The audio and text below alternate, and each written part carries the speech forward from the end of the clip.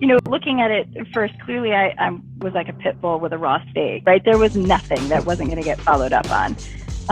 My speed to lead was insanely fast. If I can get in front of somebody, I can sell them on myself. If I can't sell myself, I can't sell anything else. So I think the agents that go out to the consumer right now and show that I really want to know what you're up to. I really want to know how I can help you. I really want to know what you need. And that causes that you only find those things out if you ask questions. So people talk about you got to peel the onion, layer after layer, get to the core.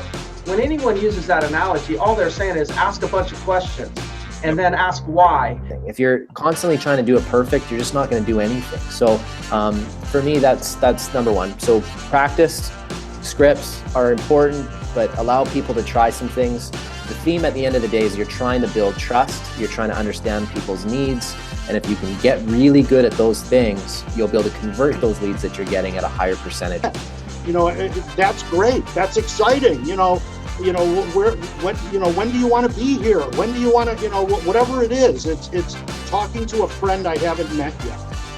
And that they become, that adds more value than anything you have. They don't care what you know till they know you care. Being completely detached from the outcome of every single call. It's a transaction, right? You're gonna call X number of people, right? Some are gonna love you, some are gonna hate you, some are gonna hang up on you, some are gonna give you business. You don't know what it's gonna be. They put a sign in the yard, they go back to the office, pour a cup of coffee and pray. Hope something happens. Right. So on the other hand, when you hire a powerful agent like myself, we're going to be doing a lot of other things that most agents don't do. And would you agree in this market that you'd rather have somebody that's actually working for you rather than somebody that's just going to list your home and wait and potentially be missing in action and not even be able to get a hold of? 17 times I called that woman. I just kept pounding it. I'm gonna get this lady on the phone. I knew she was on the site. I knew she was active. I saw her there, and whatever it took, I was gonna get that lady. So we call it bulldogging, and what that means is so let's say you just opted in, we call you, you don't answer. I'm not gonna leave a message. I'm gonna hang up. I'm gonna pick it up and call you again.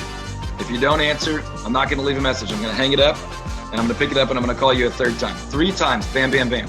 Now, some people are listening going, holy moly, they're kicking the door. But here's the deal.